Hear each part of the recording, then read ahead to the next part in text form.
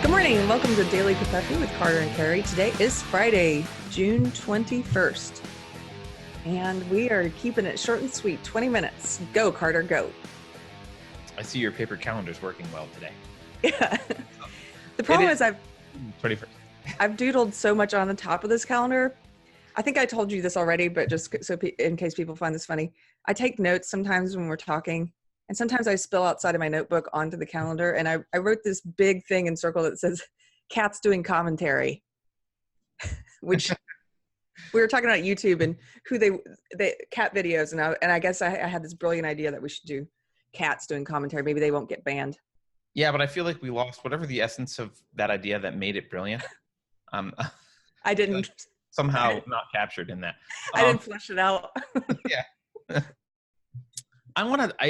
We don't normally talk about a lot of politics. We did touch on it. And I think politics is important just to pay attention to culture because politics does reflect culture. But there's one quick thing I want to mention today, which is something that Trump did. And I think it's admirable. I don't like a bunch of stuff Trump does, but this is something that, a lot of people voted for Trump. A lot of people support Trump because they wanted him to fight the deep state. Again, you and I have talked about the deep state is not a conspiracy. It's just the state. It's the unelected machine that persists. And they wanted him to fight the deep state or fight the swamp or whatever, or drain the swamp. And a lot of people, people complain he hasn't and blah, blah, blah. But that's the idea that a lot of people supported when they voted for Trump. And he just did something that I think I haven't seen a president of the United States do and is exactly the right way to lead. And he did it in a Trumpian way, of course. But I just want to talk about this for a sec. So, Keri, that there was a Japanese oil tanker that was, it hit a mine in near Iran. I think it was last week. And you don't know about this. Okay. This is a Japanese oil tanker. The claim from the U.S. is that it was attacked by Iran. Iran is claiming they didn't do it. So there's two sides to this story. Now, of course, you got a bunch of war hawk neocons, people like Ben Shapiro, who are like, screw Iran. How dare you? I think Ben Shapiro said, like, how dare you question what you think that all the military people are lying about their intel that it's Iran? And, rational people with memories are like, yeah, that's what we think. Yes, we think your special military people are lying. The Department of Defense is lying. Yes, that's what we think. It's not a conspiracy because they have lied several times over the past several decades for exactly this reason. So let's exercise a little caution and restraint before we just automatically blame Iran, right? And escalate. Okay, can I say something? Now This makes, somebody sent me a meme and it was a picture of Jussie Smollett and it said, Iran attacked me too. And I didn't understand it yet. Right, that's why. That's why. Right, and so you've got a lot of war hawks. John Bolton is like a horrible, horrible individual who is in Trump's orbit here, who's arguing for war. So this reminds me of the meme that has been going around. I think it's about a year old because John Bolton has been the national security advisor for a while. But there's a meme of John Bolton kind of looking dejected, and it says, that feeling when you've been national security advisor for a month and you haven't been able to get into an unjustified war yet. Like, that's the kind of mentality of John Bolton. Anyway, so this happened, and so there's been, like, tensions are high. And then what happened more recently is an unmanned American drone was flying, according to the Iranians, towards and into Iranian airspace, according to the U.S., near Iranian airspace. Don't know. And the Iranians shot it down. It was on an unmanned drone. The Iranians shot it down. And actually there was a manned plane accompanying the drone. And the Iranians specifically said, we didn't shoot that. We could have shot that one down too, but we didn't want to, kill a bunch of people. We just shot the drone down. You can't go into our airspace. We're going to defend our borders. And the U.S. is saying, we weren't in your borders, blah, blah, blah. So this is what's been going on. And Trump has been surrounded by people like John Bolton, which, Keri, sometimes the Onion gets it right. This is the Onion story about John Bolton. Bolton argues war with Iran, the only way to avenge Americans killed in upcoming war with Iran. That's wow. for you. Nice to know the Onion's still around and kicking. I thought they had been beaten to a pulp by the Babylon Bee. Yeah, I mean, they often are not very funny anymore, but this is funny and this is accurate. This is the kind of person John Bolton is. So anyway, Trump has got people around him, war hawks, who are just like, let's do something. And he agreed to retaliate. And he was going to strike back against Iran. And then 10 minutes before they were going to launch into a strike, Trump called it off. And I'm going to read Trump's tweets, which is usually a really bad idea. But we're going to read Trump's tweet here. So he's got a whole series. He starts with President Obama made a desperate and terrible deal with Iran. Of course, Trump has to start by throwing Obama under the bus. He can't just say his thing. President Obama made a desperate and terrible deal with Iran, gave them $150 billion plus $1.8 billion in cash. He's right, by the way. That was a terrible, stupid deal, but Obama doesn't care. Never cared about America. Iran was in big trouble, and he bailed them out, gave them a free path to nuclear weapons, and soon. Instead of saying thank you, Iran yelled, this is multiple tweets, sorry. Iran yelled, "Death to America." I terminated the deal, which was not even ratified by Congress, and imposed strong sanctions. They are a much weakened nation today than at the beginning of my presidency, when they were causing major problems throughout the Middle East. Now they are bust. Okay, this is all his getting to his point. On Monday, they shot down an unmanned drone flying in international waters. Now, again, that's the U.S. argument. Iran says it was in their airspace. I don't know the truth. Neither do you. No one does. We were cocked and loaded. He means locked and loaded. The fact that he says cocked and loaded is just a very Trumpian thing to say. We were cocked and loaded to retaliate last night on 3 different sites. When I asked how many will die, 150 people, sir, was the answer from a general. 10 minutes before the strike, I stopped it.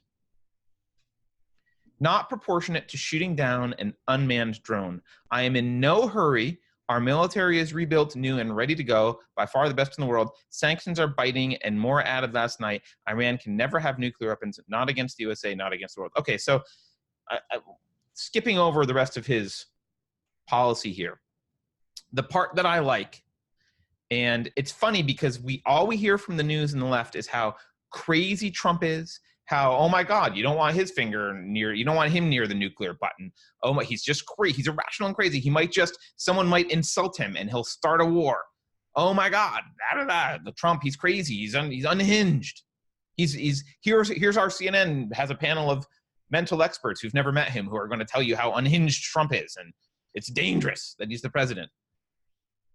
No president that in my memory, I'm over 40, in my memory, no president has said, hey, I don't want to rush to war. We've got time. I want to just take a breather. This is, I don't want to have a disproportional response. Let's step back for a minute. We got some time to think about this and do it carefully. And of all the people, the one president who says that, Trump. Right. Trump's the one guy who's like, I don't want to go crazy to war crazy. And it's nice. The nice thing about having Republicans in office is when Republicans are in office, Democrats are much more peaceful. Because when Democrats are in office, they're like, bomb everyone. Like, Obama had drone Tuesdays. So like, boo, bomb the Middle East. Boo. There's no one to stop us, because Republicans never argue against war. But when Republicans are in office, at least someone's arguing against war sometimes because they hate the Republicans. And so Schumer argued against this, and there was a meeting with Democrats, and I won't play the Schumer video because that's a worse idea than reading Trump tweets. But, he said, hey, you shouldn't intervene. We're worried that you might bumble into war, even if you don't mean it. You need to go through Congress, which I guess that's a new law because they've never had to go through Congress when Obama was in office. But anyway, I just Let me think, guess. Let me guess. Now that he didn't do it, he waited. This is almost like Trump waits 10 minutes out and then he decides not to do it. Now they're like, why didn't you do it? That was a wrong decision. yeah, I don't know. Maybe I haven't. We haven't gotten to that part, but I think it's important to note that part of the deep state machine that needs to be dismantled is this constant need to be fighting battles all over the world for whatever freaking reason, causing problems. I mean, half the problems in the Middle East were caused, if not caused outright, influenced and escalated by American foreign policy, us meddling around and screwing with things, escalating when we don't need to. And we've become the world's police. We've decided that this is what we need to do. We need to go micromanage everything everywhere in the world. And it justifies these people's jobs if we're constantly at war. Yeah, it justifies it justifies Boeing, it justifies Raytheon, it justifies all the Defense Department. The news cycle loves it because they can send, their Dan Rather, I don't know, I'm dating myself, whoever's the equivalent of, they can send Anderson Cooper to stand in the Middle East with missiles flying in the background and be like, this is amazing and patriotic and we're fighting for our freedom. I also read a thing that said it's, the elite, the deep state, have an incentive for us to be fighting foreign wars so that we do not fight a civil war of the elite versus the peasants. It was an interesting video, but it was because it was a video done by this guy who claims to have been part of higher up the military. I don't know. I can't remember. I'd have to go back and rewatch it. But he was talking about how the government runs these scenarios. And they've run this scenario over and over, this simulation, to see what would happen if the U.S. broke out in civil war, and it's not good for them. It's not good for the government and the elites. And right. So they do run those kind of scenarios, absolutely. Yeah. So yeah, and it keeps us distracted, and it's a way to, having a common enemy tends to unite people, right? So think of 9/11. A lot of people that you were maybe arguing with or hating on or whatever, the two sides were thinking were horrible and not getting along. Well, after 9/11, suddenly we all come together and cry over New York, which is, definitely should. I'm just saying, like, we are brought together and we feel like there's a common enemy and we're angry collectively against this common enemy, and it kind of unites us. But then the war split us, though. Of course. Yeah. Sure. That was all of that went away. I mean, all of that went away. Sure. But my point is, like, that the idea of this, like, foreign enemy and having something to unite, I think, does distract us to a large extent. Exactly from what you're saying. It distracts us from stuff that might cause a civil war. And a civil war is not good for the elites. Yeah, this was an interesting scenario.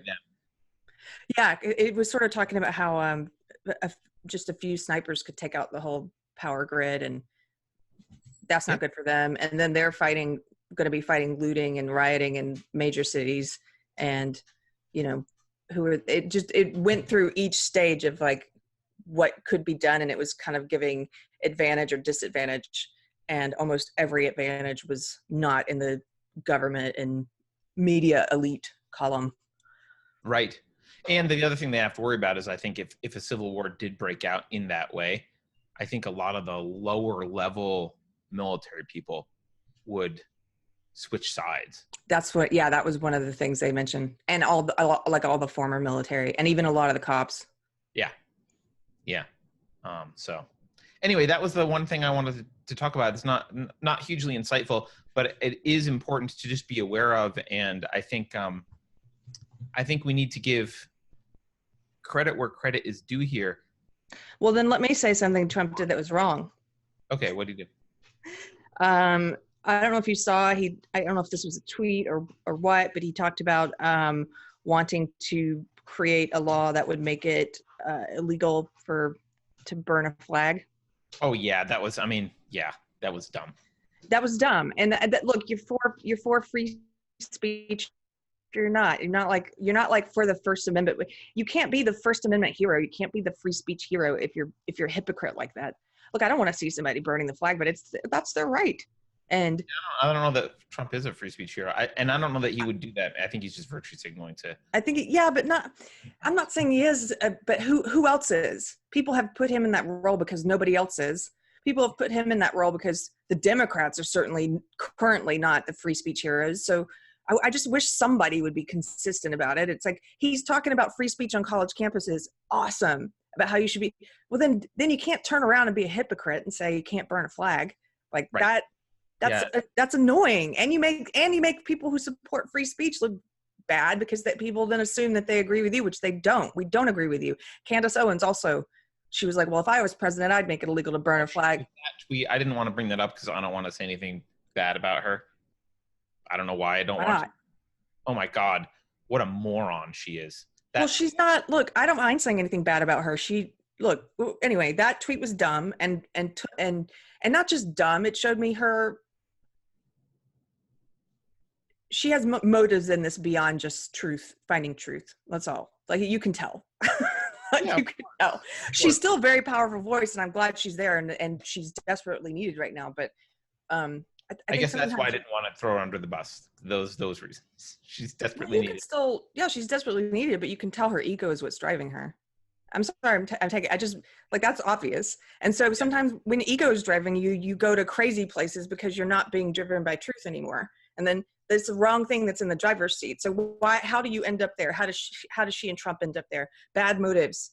And so Tim Pool rightly was like, she's like, well, if I become president, I would make flag burning illegal. And Tim Pool rightly was like, well, I hope you never become president then. Like that's right. insane.